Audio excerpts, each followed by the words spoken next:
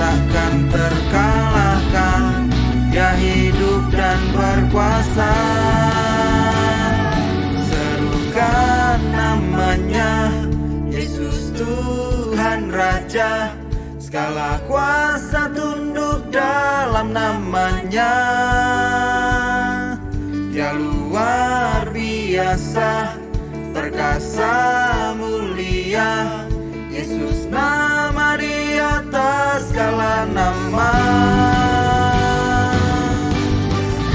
Haleluya. Sebab Kaulah yang tak tergoyahkan, Kau takkan terkalahkan Tuhan. Mari bersama-sama dengan saya katakan haleluya. Tuhanku maha besar, Tuhanku maha kuasa, Raja segala raja. Dia takkan tergoyahkan, Dia takkan terkalahkan. Dia hidup dan berkuasa. Serukan namanya, Yesus Tuhan Raja. Segala kuasa tunduk dalam namanya. Dia luar biasa, perkasa mulia. Yesus nama di atas segala nama. Serukan namanya, Yesus Tuhan Raja. Segala kuasa tunduk dalam namanya. Dia luar biasa, perkasa mulia. Yesus nama di atas segala nama. Haleluya. Kami mau terus serukan nama-Mu Tuhan. Mari bersama-sama dengan saya saudara. Mari katakan. Serukan namanya, Yesus Tuhan Raja. Segala kuasa tunduk dalam namanya. Dia luar biasa, perkasa mulia. Yesus nama di atas segala nama.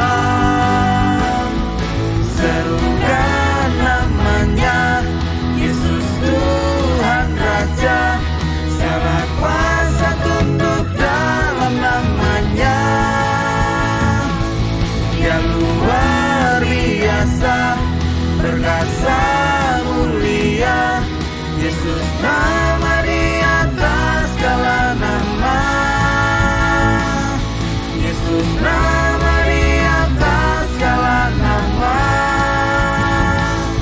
Yesus nama di atas segala nama.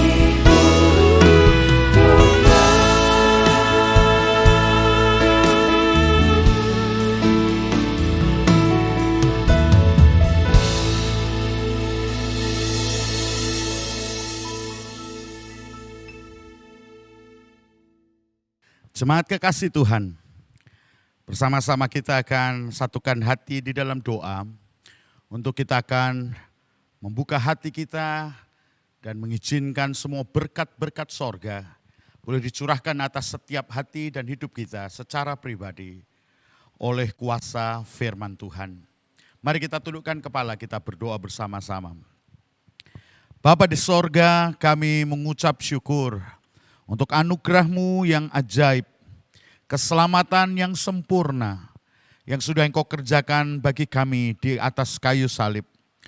Dan biar kiranya anugerah keselamatan yang sudah Engkau berikan, kami boleh hidupi, kami boleh jalani di dalam kuasa penebusan-Mu, sehingga kami boleh mengalami hidup yang terus dibaharui, didandani, diubahkan, untuk kami kedapatan menjadi sempurna, sebagaimana kasih dan keselamatan-Mu sempurna atas kami. Tuhan, terima kasih, hari ini kami membuka hati kami untuk kiranya kuasa firman-Mu itu bekerja atas setiap kami, urapi setiap kami, urapi setiap pendengaran dan hati kami. Bapa, secara khusus hamba berdoa mohon kiranya Engkau berkenan mengurapi hamba-Mu dan memakai mulut lidah hamba-Mu, seluruh kehidupan hamba-Mu, untuk boleh menyampaikan isi hati-Mu, menyingkapkan kebenaran firman-Mu untuk setiap kehidupan kami. Supaya oleh firman-Mu hidup kami makin tertanam, makin berakar, makin bertumbuh, dan makin berubah dan berbuah untuk hormat kemuliaan bagi nama Bapa di sorga. Hamba mohonkan doa ini di dalam berkat nama Tuhan Yesus Kristus. Haleluya. Amin. Puji Tuhan. Jemaat kekasih Tuhan, hari ini kembali kita boleh menikmati anugerah, kemurahan kasih Tuhan, pemeliharaan Tuhan atas hidup kita. Memasuki bulan yang baru di bulan November di tahun 2020. Kita bersyukur anugerah dan kemurahan Tuhan. Sekali lagi kita boleh syukuri dan kita boleh nikmati kasih anugerahnya yang sudah terbukti memelihara kita sepanjang 10 bulan yang sudah kita lalui. Dan kita percayakan 2 bulan sisa mengakhiri tahun 2020 ini dalam tangan anugerah Tuhan dan dalam tangan pemeliharaan Tuhan melalui kuasa firman-Nya. Untuk itu kekasih-kekasih Tuhan, kita kembali akan membuka hati kita dan mengizinkan kuasa firman itu boleh bekerja dalam hidup kita. Kesempatan yang indah hari ini, memasuki bulan ke depan ini, kita mau belajar bagaimana hidup berkemenangan di dalam iman oleh kuasa keselamatan yang sudah Yesus kerjakan atas kita. Melalui kuasa salib, kemenangan Kristus itu telah menjadi jaminan, telah menjadi pokok keselamatan abadi bagi kita. Yang percaya, yang taat untuk kita boleh mengalami hidup di dalam kemenangan oleh karena Kristus. Hari ini kita mau belajar dari jemaat di Sardis yang tertulis di dalam kitab Wahyu, pasal yang ketiga, ayat 1 hingga ayat yang ke-6. Di dalam kitab Wahyu, pasal yang kedua dan pasal yang ketiga mengajarkan kepada kita bagaimana jemaat ditentukan dan ditetapkan oleh Tuhan untuk kita boleh mengalami kemenangan di dalam iman kita. Untuk itu hari ini kita mau belajar dari jemaat yang di Sardis. Wahyu pasal yang ketiga, ayat yang pertama hingga ayat yang ke-6, demikian firman Tuhan. Dan tuliskanlah kepada malaikat jemaat di Sardis. Inilah firman Dia yang memiliki ketujuh roh Allah dan ketujuh bintang itu. Aku tahu segala pekerjaanmu. Engkau dikatakan hidup padahal engkau mati. Bangunlah. Kuatkanlah apa yang masih tinggal, yang sudah hampir mati. Sebab tidak satupun dari pekerjaanmu aku dapati sempurna di hadapan Allahku. Karena itu ingatlah bagaimana engkau telah menerima dan mendengarnya. Turutilah itu dan bertobatlah. Karena jika engkau tidak berjaga-jaga, aku akan datang seperti pencuri. Dan engkau tidak tahu pada waktu manakah aku tiba-tiba datang kepadamu. Tetapi Di Sardis ada beberapa orang yang tidak mencemarkan pakaiannya. Mereka akan berjalan dengan aku dalam pakaian putih karena mereka adalah layak untuk itu. Barang siapa menang, ia akan dikenakan pakaian putih yang demikian.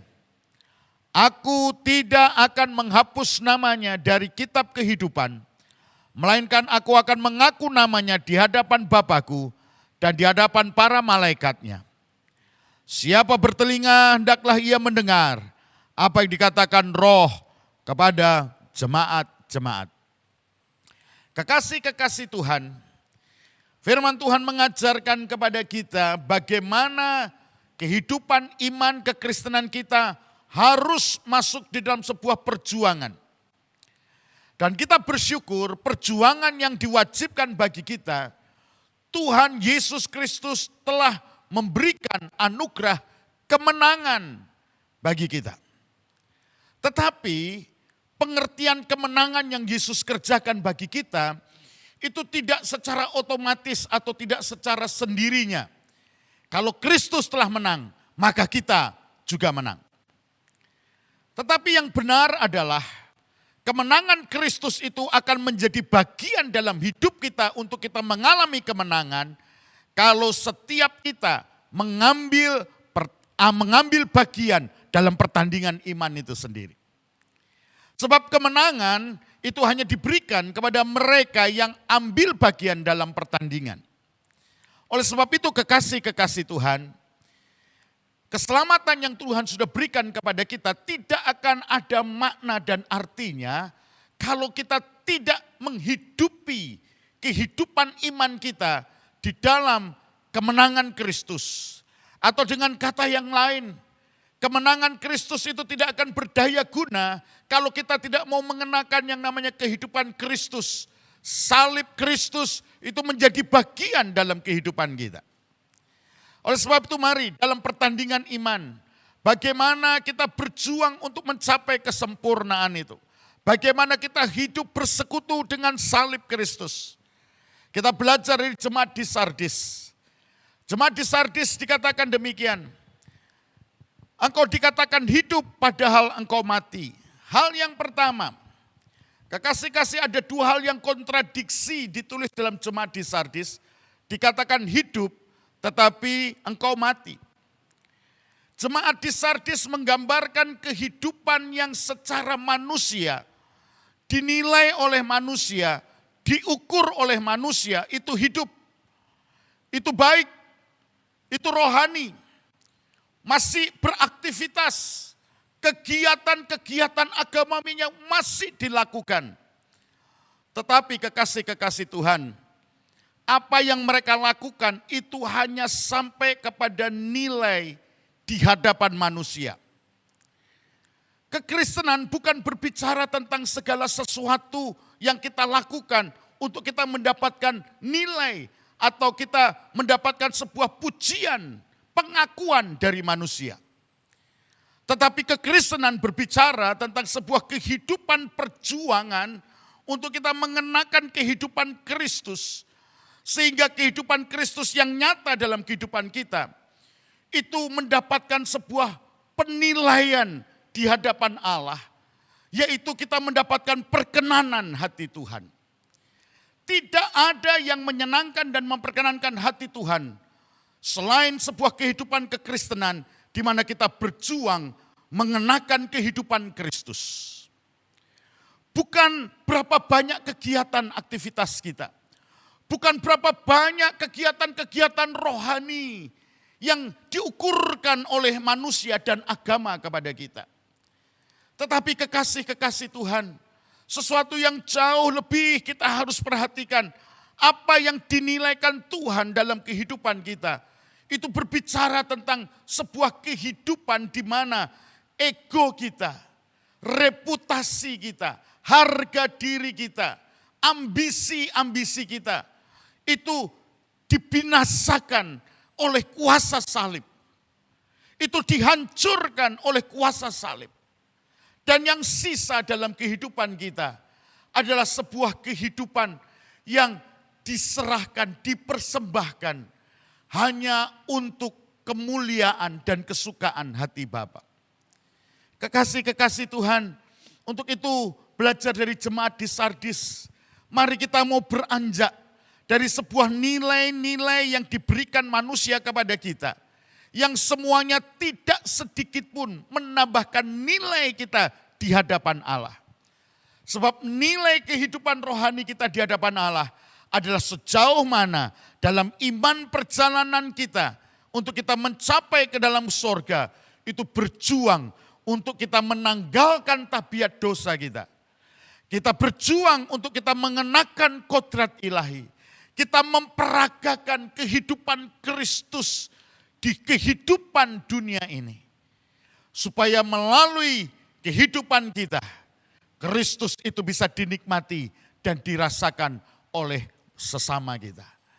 Sehingga setiap kehidupan yang kita boleh bertemu, berinteraksi di kehidupan yang sementara di dunia ini, kita boleh mengalami kehidupan ilahi itu makin bertambah-tambah, di mana kehidupan Kristus itu makin nyata dan makin dapat dinikmati dan dirasakan oleh sesama kita. Kekasih-kekasih Tuhan, bagian yang kedua dari jemaat yang ada di Sardis, dikatakan, ingatlah bagaimana engkau telah menerima dan mendengarnya. Turutilah itu dan bertobatlah. Karena jikalau engkau tidak berjaga-jaga, aku akan datang seperti pencuri. Dan engkau tidak tahu pada waktu manakah aku tiba-tiba datang kepadamu. Hal yang kedua, jemaat di Sardis ini kalau kita pelajari, Alkitab kita tidak memberikan informasi yang begitu lengkap tentang sejarah dari kehidupan jemaat ini. Dalam perjalanan penginjilan rasul-rasul, murid Yesus, bahkan sampai kepada penginjilan yang dilakukan oleh Rasul Paulus, membuka jemaat-jemaat di Asia Kecil, jemaat mula-mula, tidak ada informasi yang cukup jelas atau cukup lengkap tentang jemaat ini. Dan hanya di kitab Wahyu pasal 3 ini, jemaat di Sardis ini muncul. Tetapi kekasih-kekasih Tuhan, apa yang ditulis di kitab Wahyu ini menjadi penting bagi kita, karena dari sejarah jemaat di Sardis ini kita akan menemukan ada beberapa peristiwa penting. Sejarah dari keberadaan kota Sardis itu sendiri. Saudara, dikatakan jika engkau tidak berjaga-jaga. Kata berjaga-jaga itu menjadi penting dan identik dengan yang namanya kota Sardis. Jemaat yang bertumbuh, yang hidup di kota Sardis, dipengaruhi oleh situasi kondisi keadaan itu. Saudara, kalau di Indonesia istilah merdeka atau mati itu menjadi sebuah semboyan yang menjadi satu dengan yang namanya jiwa raga bangsa Indonesia. Bagaimana sejarah perjuangan bangsa ini mencapai kemerdekaan. Semboyan jiwa, semboyan yang begitu melekat dengan jiwa raga, merdeka atau mati. Itu menjadi identitas bangsa ini. Kalau kita melihat kota yang ada di Sardis ini, kata berjaga-jaga itu menjadi sebuah identitas kota ini. Kenapa?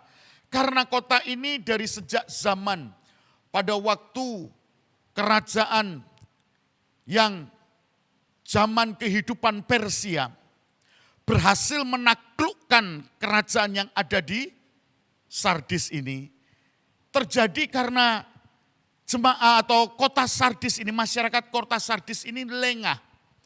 Mereka begitu percaya diri waktu kota mereka sedang dikepung oleh kerajaan Persia. Mereka begitu percaya diri tanpa persiapan. Mereka tahu kota mereka sedang dikepung, tetapi raja dan rakyatnya tidak berjaga-jaga, menganggap remeh. Kenapa? Karena mereka begitu percaya diri dengan kondisi kota ini yang dibangun terletak di satu tebing. Sehingga tidak mudah bagi bangsa lain itu bisa masuk menerobos kota ini. Alhasil sebuah kisah, pada waktu kota ini dikepung oleh kerajaan Persia. Dan nyaris kerajaan Persia pun hampir frustasi karena mereka tidak bisa menemukan jalan untuk mereka bisa masuk ke kota ini. Karena kota ini tidak ada jalan untuk bisa masuk. Kota ini ada di tebing.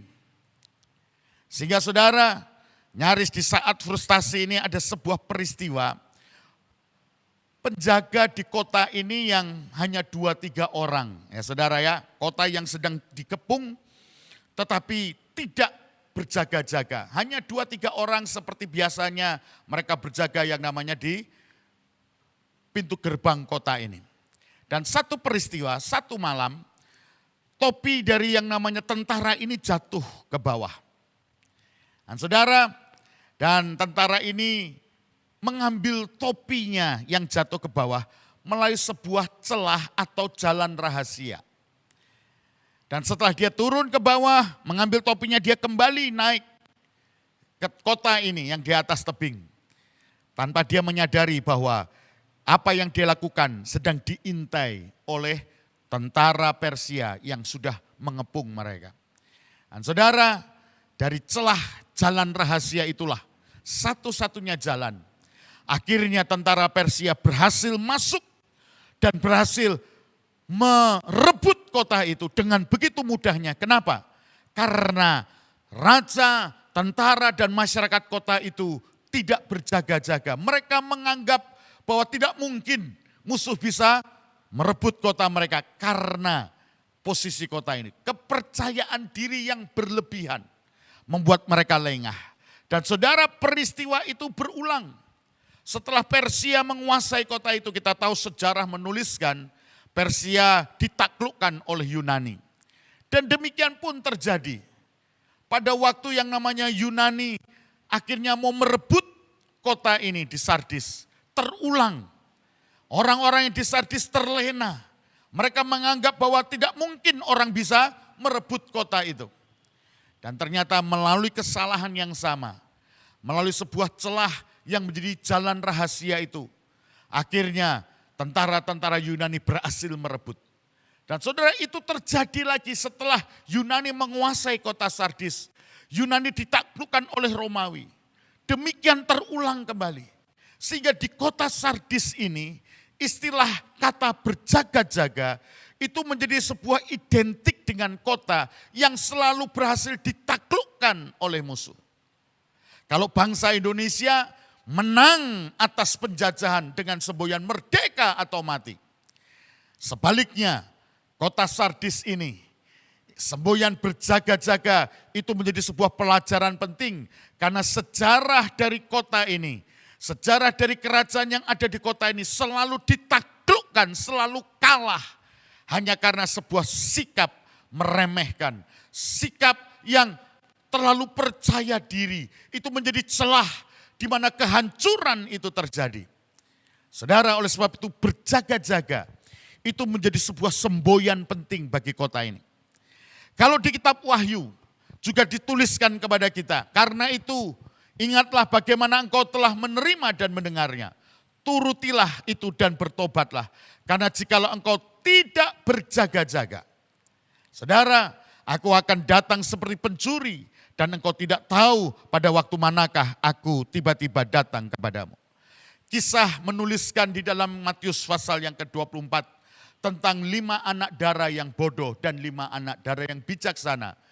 Ini menjadi identik dengan apa yang terjadi di jemaat di Sardis. Menjadi peringatan bagi kita gereja di akhir zaman.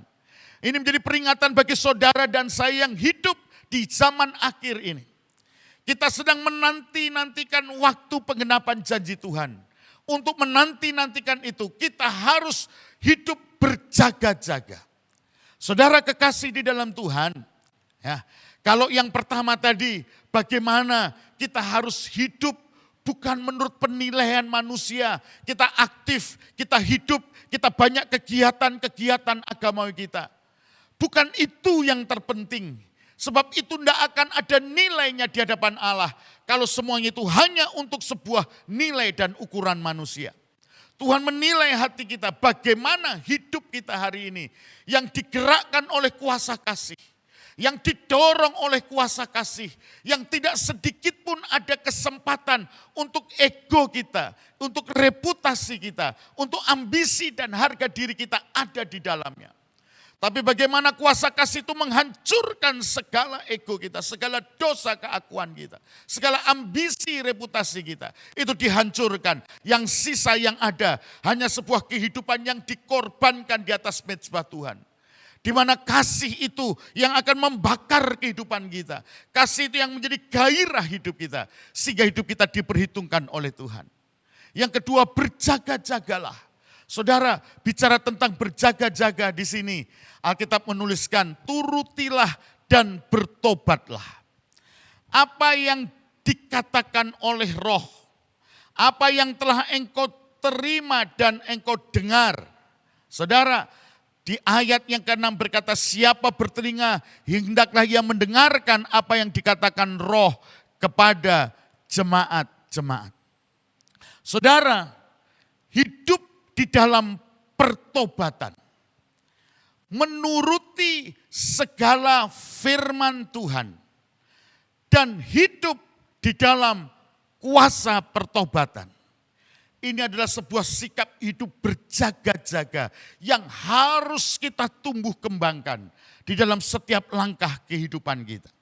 Saudara, adalah penting hari ini kita mampu bukan melihat kesalahan yang ada pada orang lain. Tapi bagaimana kita membuka hati kita untuk kita boleh dinilai oleh Tuhan. Tuhan menguji batin kita.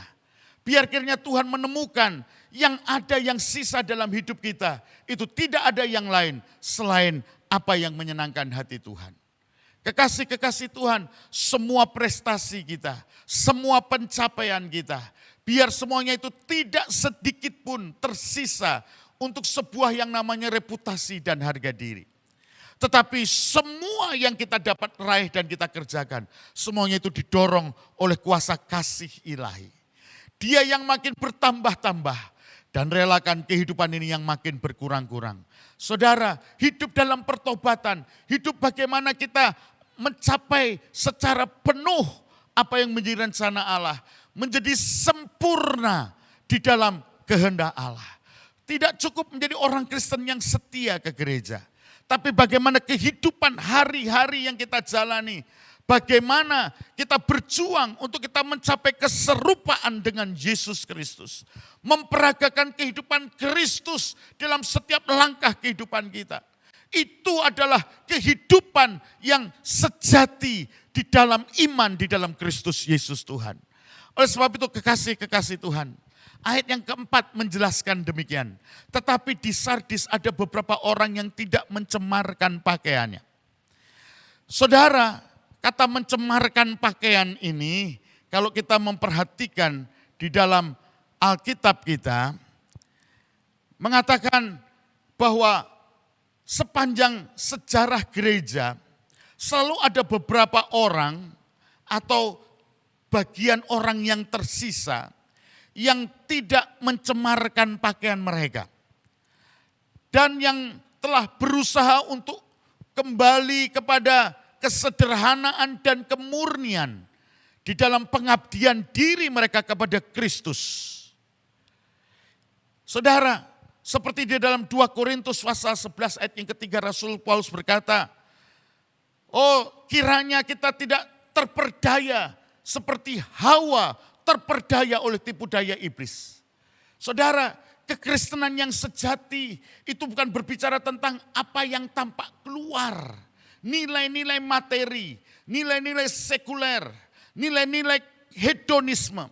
Saudara, kekristenan yang sesungguhnya itu berbicara tentang sebuah kemurnian dan kesederhanaan. Saudara, kesederhanaan bukan berbicara orang yang kekurangan atau orang yang pas-pasan. Kesederhanaan berbicara tentang orang yang hidup dalam kelimpahan, tetapi dia tetap hidup di dalam sebuah yang namanya kerendahan hati. Kesederhanaan berbicara tentang sebuah sikap hati di saat kelimpahan. Mereka tidak menjadi arogan. Tapi bicara tentang kesederhanaan, bicara tentang sebuah kemurnian hidup, ketulusan hidup. Saudara kekasih, mari kita kembali kepada iman yang murni itu.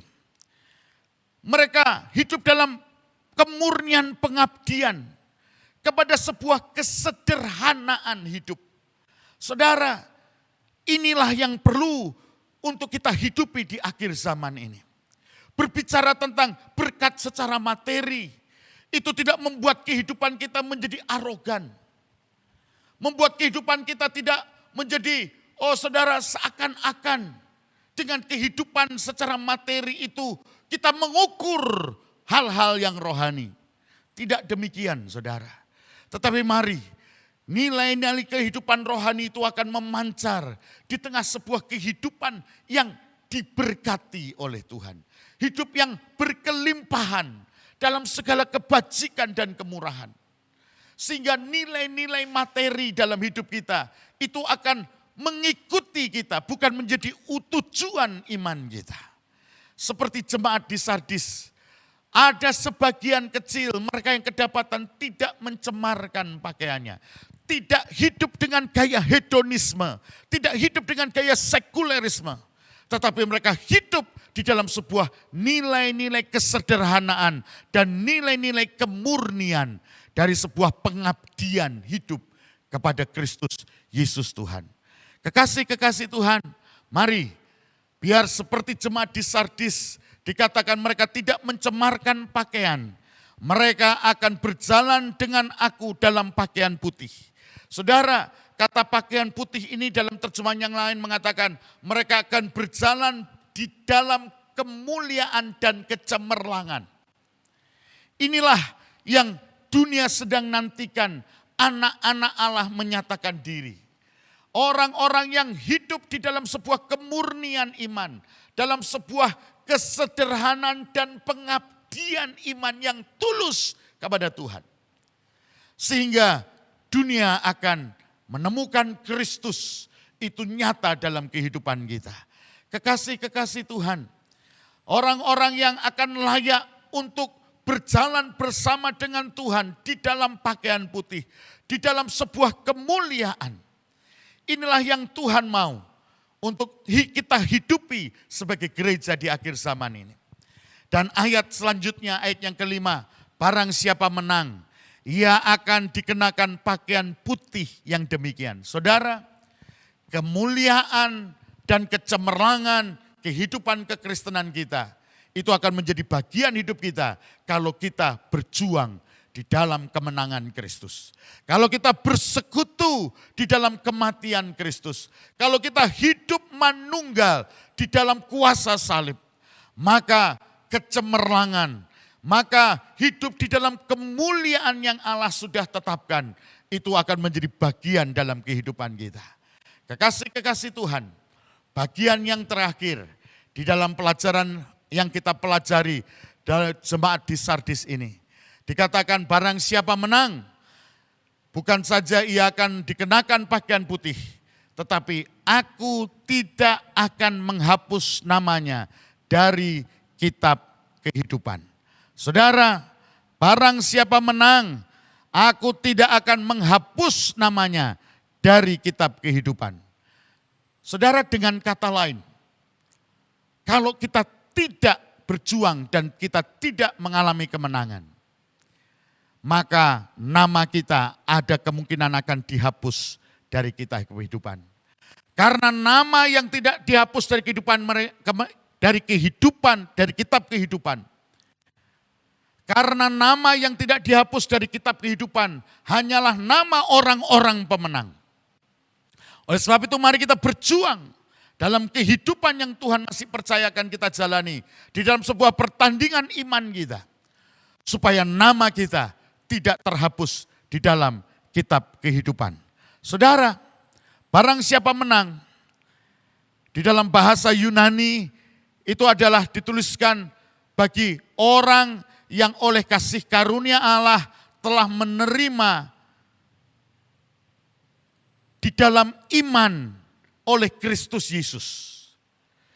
Kemenangan ini adalah kemenangan dalam pertandingan iman di dalam Kristus Yesus. Yang kita alami melalui kelahiran baru dan yang tinggal tetap dalam kemenangan atas dosa, atas dunia, dan atas iblis. Saudara, di dalam iman kita kepada Kristus Yesus Tuhan, kita telah menerima anugerah dilahirkan baru. Kita telah menerima anugerah benih ilahi. Untuk kita berjuang menumbuh kembangkan benih ilahi ini. Manusia baru di dalam Kristus ini. Untuk kita boleh bertumbuh, bertambah-tambah. Sehingga oleh kehidupan ilahi ini, kuasa dosa itu bisa dikalahkan dari kehidupan kita. Segala daya pikat dunia itu tidak lagi menarik bagi kita. Dan kuasa iblis itu tidak akan sanggup bekerja atas kehidupan kita. Saudara, untuk itu mari kita berjuang. Untuk kita masuk dalam pertandingan iman kita. Menanggalkan semua beban dan dosa yang merintangi kita.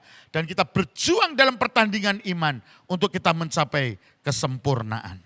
Untuk itu kekasih-kekasih Tuhan, mari jangan sisakan hidup yang ada ini dengan kehidupan dosa, dengan segala kenikmatan dunia.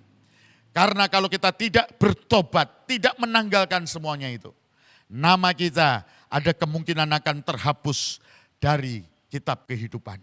Dan kalau nama kita terhapus dalam kitab kehidupan, itu sama artinya kita tidak menghargai keselamatan dan kita akan terbuang di dalam api neraka. Untuk itu kekasih-kekasih Tuhan, mari kesempatan yang indah kembali pada hari ini. Memasuki bulan yang baru, di minggu yang pertama ini. Kita mau mengalami kemenangan Kristus itu boleh menjadi bagian dalam hidup kita. Untuk itu mari kita masuk di dalam pertandingan iman. Menyerahkan seluruh hidup kita untuk ada di atas mezbah Tuhan. Menjadi sebuah persembahan yang hidup, yang kudus, yang berkenan kepada Tuhan. Kita mau sama-sama mengambil bagian di dalam perjamuan kudus. Kekasih-kekasih Tuhan, perjamuan kudus mengingatkan kepada kita tentang perintah Tuhan. Supaya kita hidup dalam persekutuan dengan kematian Kristus. Perjamuan kudus bukan cuma sebuah sakramen yang ditetapkan oleh gereja. Perjamuan kudus bukanlah aturan-aturan yang ditetapkan oleh gereja. Tetapi sesungguhnya perjamuan kudus adalah ketetapan yang Tuhan mau untuk setiap kali kita melakukannya. Kita mengingat akan kuasa kematian Yesus. Kematian Yesus yang sudah memberikan keselamatan yang sempurna bagi kita. Untuk itu biar kita yang sudah diselamatkan, kita mau tinggal dalam persekutuan dengan kematiannya. Mari kekasih-kekasih Tuhan, kita siapkan hati kita untuk kita mengambil bagian di dalam perjamuan kudus.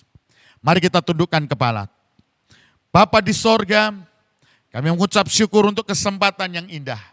Hari ini kami boleh kembali mengambil bagian untuk kami boleh menikmati kemenangan-Mu yang sudah Engkau kerjakan di kayu salib. Engkau sudah mengalahkan dosa, Engkau sudah mengalahkan maut dan kerajaan maut. Dan Engkau bangkit untuk sebuah kehidupan yang penuh pengharapan bagi kami. Untuk itu Tuhan, kami mau mengambil bagian dalam kemenangan Kristus. Untuk kami mau hidup tinggal dalam persekutuan dengan kuasa salib. Kalau hari ini kami mendapatkan kesempatan kembali, untuk kami mau mengambil bagian dalam perjamuan kudus. Layakkan kami. Ampuni segala dosa kebodohan kami. Dan biar kiranya oleh kuasa darah penebusan-Mu, kami boleh mengalami kuasa manunggal dalam kematian-Mu, hidup dengan kuasa kebangkitan-Mu. Berkati setiap kami yang akan mengambil bagian persekutuan dengan tubuh dan darah-Mu. Di dalam berkat nama Tuhan Yesus Kristus, hamba-Mu berdoa.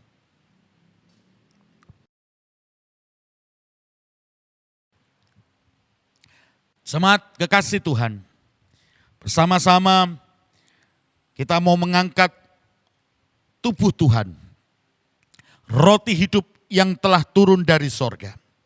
Sebagaimana firman Tuhan mengatakan kepada kita, bahwa setiap kali kamu melakukannya, biar ini menjadi satu peringatan.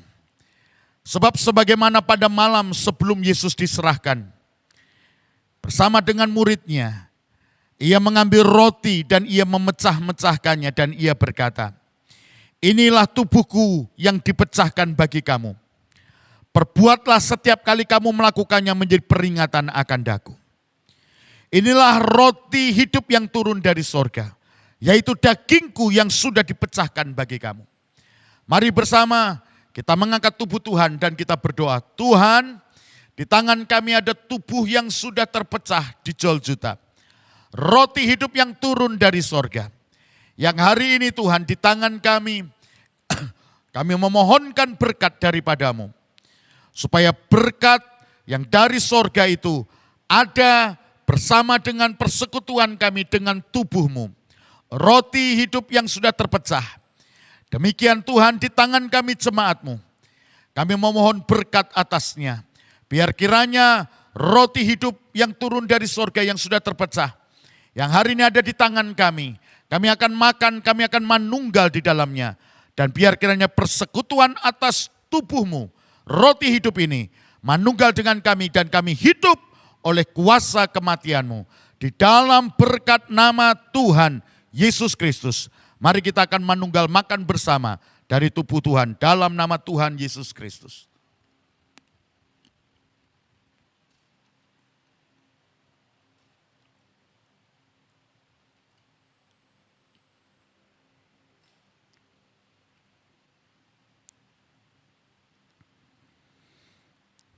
Jemaat kekasih Tuhan, mari kita mengangkat cawan di tangan kita ke atas dan kita berdoa bersama-sama.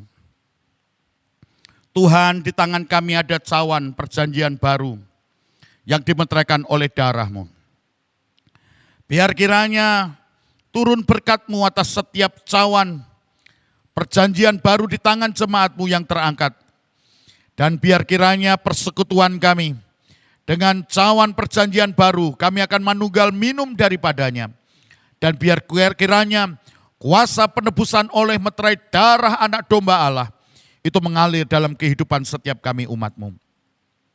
Sebab firman Tuhan mengatakan, sebab sebagaimana pada malam sebelum ia diserahkan setelah makan, diambilnya cawan dan ia berkata, cawan ini adalah cawan perjanjian baru yang dimeteraikan oleh darahku. Perbuatlah setiap kali kamu melakukannya menjadi peringatan akan daku. Jemaat kekasih Tuhan, mari kita akan bersama-sama manunggal, minum dari cawan perjanjian baru yang dimeteraikan oleh darah anak domba Allah dengan iman. Dan di dalam berkat nama Tuhan Yesus Kristus, mari kita akan manunggal minum bersama.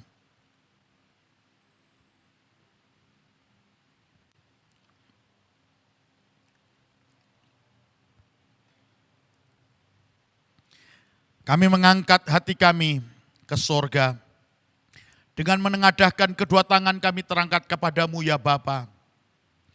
Biar kiranya berkat-berkat yang datang dari sorga boleh mengalir dan dicurahkan atas setiap kehidupan kami. Berkat melalui kuasa firman-Mu, berkat melalui persekutuan dengan tubuh dan darah-Mu. Biar mengalir atas setiap kehidupan kami jemaat-Mu di mana kami berada. Untuk kami akan menjalani sisa hari kehidupan kami. Di sepanjang tahun yang akan berlalu. Kami mempercayakan hidup kami untuk ada dalam persekutuan dengan kuasa kematian-Mu. Manunggal dengan kematian-Mu di kayu salib. Supaya kehidupan Kristus yang sudah menang. Kehidupan Kristus yang sudah bangkit dari kematian. Itu boleh menjadi bagian dalam kehidupan kami. Untuk kami boleh hidup di dalam kemenangan Kristus. Supaya pada akhirnya kami boleh layak untuk hidup di dalam kemuliaan. Berjalan dengan Yesus dalam kecemerlangan itu. Biar itu terjadi atas setiap kehidupan kami jemaat-Mu. Tuhan, hamba berdoa. Menyerahkan seluruh kehidupan kami jemaat-Mu ke dalam tangan anugerah-Mu. Ke dalam tangan pemeliharaan-Mu biar kami ada, kami tinggal dan kami hidup. Dan biar kiranya setiap langkah kehidupan kami sepanjang hari, minggu, bulan, dan tahun yang akan berlalu. Kami percayakan segala limpah berkat Tuhan itu boleh mengalir dan terjadi atas setiap kami jemaat-Mu. Jemaat kekasih Tuhan, terimalah dengan limpah segala berkat yang datang dari tahta anugerah Allah Bapa di sorga. Kasih sayang di dalam Kristus Yesus Sang Putra dan penyertaan Roh Kudus menyertai kita sampai Maranatha. Tuhan menjemput kita Dalam nama Tuhan Yesus, semua yang percaya dengan iman kita bersama-sama katakan amin. Tuhan kiranya memberkati kita untuk kita akan menjalani sisa hari-hari hidup kita di dalam kemenangan Kristus menjadi bagian dalam hidup kita. Amin.